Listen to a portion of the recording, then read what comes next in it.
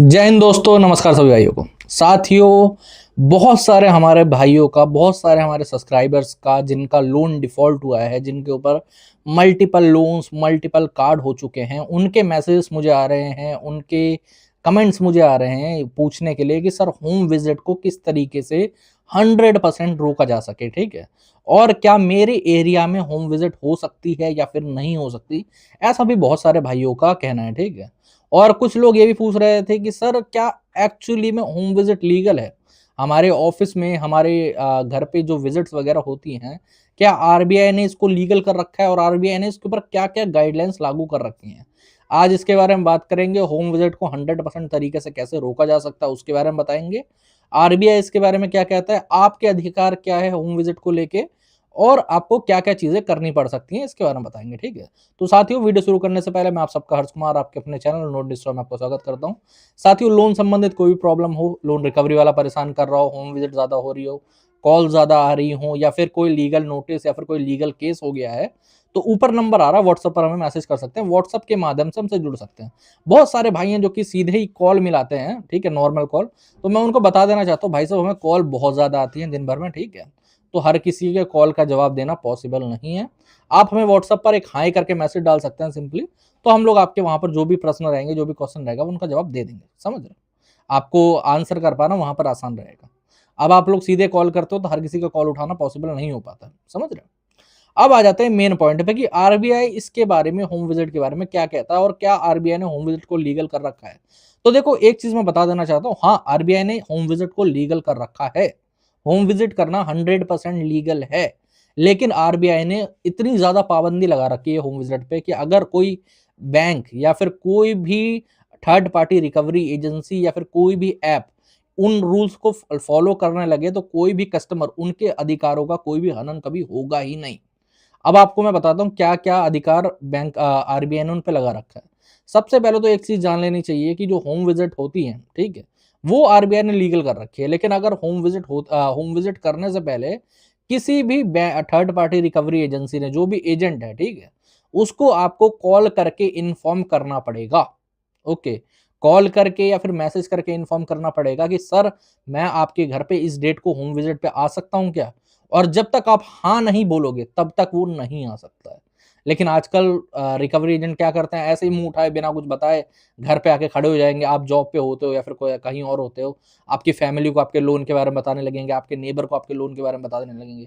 मैं आप लोगों को बता देना चाहता हूँ, हाल ही में क्या कहते हैं, हाल ही में सुप्रीम कोर्ट की ही जजमेंट एक आई थी कि कोई भी लोन रिकवरी वाला या फिर कोई भी लोन का एजेंट, जो बंदा क्या कहते हैं, जिस जो लोन बोरोवर है, उसको छोड़ के लोन की डिटेल ना तो उनकी फैमिली को बता सकता है, ना उनके नेबर को बता सकता है। ऐसा ही एक केस हुआ था, एक फलाना-ढिमकाना बैंक था, ठीक है? मैं नाम नहीं ले सकता उस बैंक का। एक बहुत नामी-गिरामी बैंक है, ठीक है? उसके रिकवरी एजेंट ने एक कस्टमर के फैमिली वालों को ही सिर्फ बता दिया था कि भाई साहब, आपके जो ये आपका जो लड़का है, उनके पेरेंट्स को, ठीक है? उसने लोन वगैरह ले रखे हैं, उसके ऊपर इतने लोन चल रहा है, आपको लोन की पेमेंट करनी पड़ेगी अगर आप उसने पेमेंट नहीं करी तो।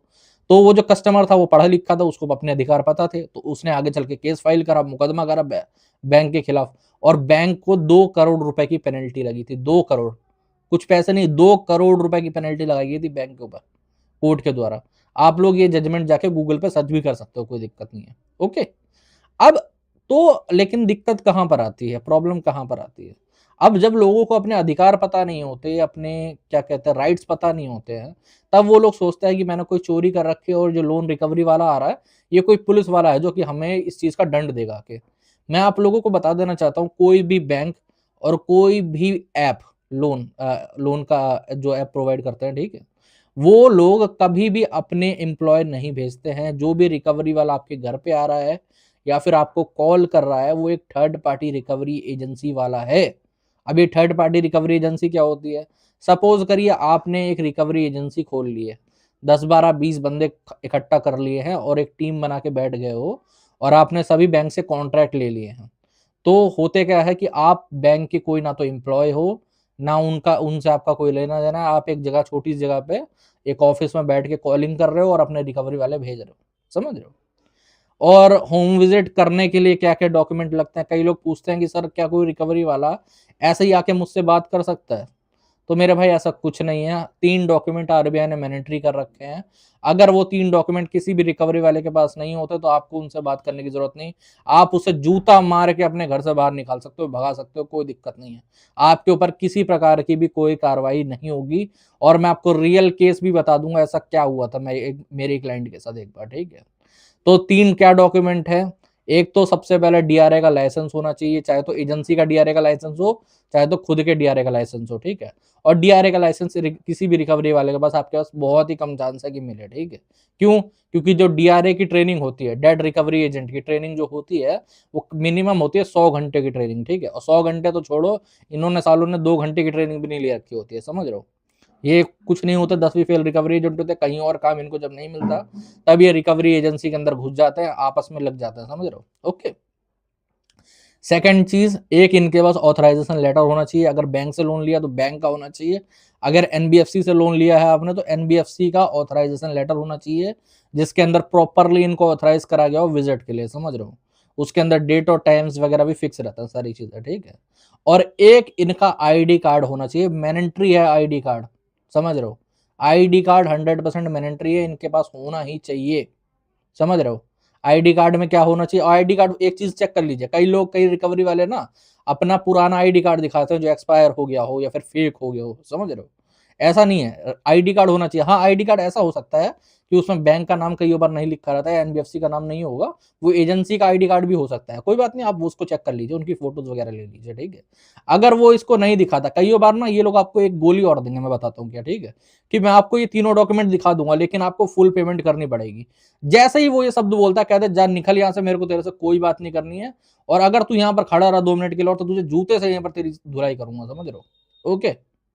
अब कई लोग बेचारे डरे रहते हैं, तो वो उनके साथ दिक्कत ये होती है, वो लोग सीधे बोलते हैं कि सर ये लोग 2-3 बंदे आते हैं या फिर कुछ होता है तो फिर मैं कैसे करूं, मेरे पास उन पर बोला नहीं जाता। आप कुछ मत करो, आप अपना ब्रह्मास्त्र निकाल लो। अब ये ब्रह्मास्त्र क्या है? आज के टाइम पे सब चीजें ऑनलाइन है। कुछ मत करो, अपनी जेब से अपना फोन निकालो, वीडियो कैमरा ऑन करो, इनके सर पे लगाओ कि ये तीनों चीजें दिखा, तब तो तेरे पे बात करूंगा। तू है कौन? वो बोले कि सर पेमेंट क्यों नहीं कर रहे, बैंक से लिया है तो देना पड़ेगा। तो कहते ठीक है, मेरे बैंक से लिया है, कोई दिक्कत वाली बात नहीं। तू कौन है बैंक का? तू फूफा लग रहा है बैंक का? तू क्या है? तू बैंक का साला है? बैंक कोई आदमी है क्या जो तू उसका साला है, उसका जीजा है, उसका फूफा है? तू यहाँ पर आके खड़े होकर मेरे से बात कर रहा है? जेनुअनली उस पर ये पूछिए, बैंक क्या है? बैंक तेरा बाप है? अपने आधार कार्ड पे एक काम कर, अपने बाप के नाम की जगह बैंक का नाम दिखा दे, तो मैं मान जाऊंगा, मैं तेरे को अभी पैसे दे दूंगा। आप उस पर सीधे ये शब्द बोलिए। आप लोग क्या होता है, बातों को नहीं काट पाते, समझ रहे हो। एक रिकवरी वालों की जब आप बातों को काटना सीख जाएंगे तो कोई रिकवरी वाला आप पे कभी बहस नहीं करेगा और दोबारा आपके घर पे कभी भी विजिट नहीं करेगा दोबारा, समझ रहे हो? कभी भी विजिट नहीं करेगा। आप लोगों को बस बातों को काटना नहीं आता। मैं आप लोगों को बताना चाहूंगा, एक फरीदाबाद में मेरा क्लाइंट था, उसके साथ क्या हुआ था कि उसने लोन ले रखा था एक लोटक बैंक से। आप लोग समझ जाना मैं कौन से बैंक की बात कर रहा हूँ, ठीक है, मैंने नाम चेंज करके बताया है। तो उस बैंक से उसका लोन चल रहा था। अब हुआ क्या कि रिकवरी वाले से बहस वगैरह हुई होगी कॉल पे। तो वो रिकवरी वाला जिससे कॉल पे बहस हुई वो तो नहीं आया, ठीक है, बट उसने 2-4 रिकवरी वाले उसके घर पे भेज दिए कि भाई साहब जाओ उस पे पैसा लेके आओ, पैसे की पेमेंट तो होनी चाहिए आज के आज में, ठीक है। तो वो गया वहां पर, जाके खड़े हो गया कि भाई साहब हमें पेमेंट दो। क्लाइंट ने बोला कि ठीक है, मैं पेमेंट की बात आप पे करूंगा, मैं बाद में बात करूंगा, कोई दिक्कत वाली बात नहीं है। आप मुझे पहली बात तो हाँ, एक चीज और है, ये जो 3-4 बंदे लेके आता है ना, आरबीआई ने अपने रूल्स एंड रेगुलेशन में सीधा लिख रखा है कि 2 से ज्यादा बंदे आपके घर पे विजिट नहीं कर सकते। अगर 2 से ज्यादा बंदे आ रहे हैं तो आपको बात करने की उन पर जरूरत नहीं, सिर्फ 2 बंदों को आप चुन लो किस पे आप पे बात करनी है, ठीक है। बाकी 2 को बोलो बाहर खड़े रहे, फिर जो भी करना करो, ठीक है। अब उसके घर पे 4 बंदे तो पहुंच गए भाई साहब। तो उसने बोला कि आप आईडी कार्ड दिखाइए और बाकी सारी चीजें दिखाइए, तो मैं आप पे बात करूंगा, वरना नहीं करूंगा। तो वही अपनी ऐठ में कि भाई साहब मैं तो नहीं करना बात, अब तुझे पेमेंट करनी पड़ेगी, ये करना पड़ेगा, वो करना पड़ेगा। तो क्लाइंट भी इतना कोई कमजोर नहीं था, समझ रहे हो। क्लाइंट ने बोला कि ठीक है 2 मिनट रुको, मैं अभी तुम्हारी पेमेंट लेके आ रहा हूँ। क्लाइंट गया, अपने कुछ रिश्तेदार वगैरह को बुला लाया और इन्होंने 2 रिकवरी वाला रख के पीट दिए और 2 भाग गए।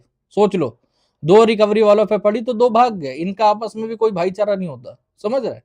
वो जो 4 रिकवरी वाले हैं ना, वो खुद के बचाव के लिए आते हैं कि भाई साहब कल को एक आधे को पड़ गई तो हम उसको छुड़वा के भाग जाएंगे यहाँ से, ऐसा कर लेंगे। वो ये नहीं है कि आपको पीटने आए हो या फिर आपको कुछ करना हो। मैं आप लोगों को बता देना चाहूंगा, आज तक ऐसा कोई सिंगल केस नहीं आया है मेरे सामने जिसमें किसी रिकवरी वाले ने किसी क्लाइंट पे हाथ छोड़ दिया हो, नहीं आया। क्यों नहीं आया? क्योंकि इनमें दम ही नहीं है कि ये कर देंगे, सीधी सी बात है। अगर कर देंगे तो भाई साहब सलाखों के पीछे जाके खड़े रहेंगे ये, इनकी बेल करवाने वाला भी कोई नहीं मिलता है। अब सोचो, जब 2 रिकवरी वालों को पीट रहे होंगे तो बाकी 2 ने फोन कर दिया भाई साहब पुलिस को, पुलिस आई, लेके गई, इन्हें भी लेके गई, इन्हें भी लेके गई। मुझे भी बुलाया गया कि भाई साहब आ जाओ, क्लाइंट ने बुलाया तो मैं गया वहाँ पर। मैं कहा भाई साहब बताइए क्या है? तो वो पुलिस वाला पहले थोड़ा पक्ष ले रहा था कि भाई साहब ये रिकवरी वालों को ये कर रहा है, वो कर रहा है। मैं कहा ठीक है, कोई बात नहीं है, लड़ाई हुई, मैं मानता हूँ लोन के लिए। पुलिस वाले ने कंसेंट भी करा कि भाई साहब आप पेमेंट करवा दीजिए रिकवरी वाले की, बात यहीं पर खत्म हो जाएगी। तो हमने सीधे बोला कि जी अभी पेमेंट करवा देंगे 2 सेकंड में, बस ये 3 डॉक्यूमेंट आप निकाल के दे दीजिए, ये रही आरबीआई की गाइडलाइंस, और बताइए। तो फिर वही है कि नहीं ऐसा है, लिया तो देना पड़ेगा, वही सिस्टम आ रहा था। तो फिर मैंने एक फ़ोन मिलाया, मैं क्या बात करी थोड़ा बहुत, ठीक है, उनके एसएचओ से। वो एसएचओ थोड़ा पढ़े लिखे थे, उनको पता था कि भाई साहब लोन के मैटर में तो ये डॉक्यूमेंट्स के बिना तो आना ही नहीं चाहिए था इनको, और ये आके और बदतमीजी कर रहे हैं क्लाइंट पे। तो उन्होंने उन रिकवरी वालों को रख लिया अंदर। ओके, जब रख लिया तो ये क्लाइंट वगैरह तो अपने घर आ गए, मैं यहाँ पर आ गया अपने घर पे, ठीक है। अब बाद में हमें आ रहा है मैनेजर का फ़ोन रात को 8 बजे के करीब, जो उनका रीजनल मैनेजर था उसका फ़ोन आ रहा है 8 बजे के करीब कि भाई साहब यार आपको चलो हो गई जो गलती हो गई लड़के पे, कोई बात नहीं, आप लड़के को छुड़वा दीजिए, उसको वो कल, वरना फिर वहाँ पर केस अगर दर्ज हो गया तो आगे चल के इसको बेल वेल लेनी पड़ेगी। हमने सीधा मना कर दिया कि भाई साहब हम तो नहीं करने कैसे, और हम मुकदमा उल्टा तुम पे भी करवा देंगे अगर ज़्यादा तुमने कुछ बोला तो, ठीक है। बट फिर वही बात आ जाती है हाथ पैर जोड़ना कि यार छोड़ दो आप ऐसे ही करके, उसकी फैमिली वगैरह भी बोलने लगी है। तो हाँ, लेकिन फिर मैनेजर से हमने बात कर ली कि आगे चल के अगर क्लाइंट पे घर पे कोई विजिट नहीं होनी चाहिए, समझे।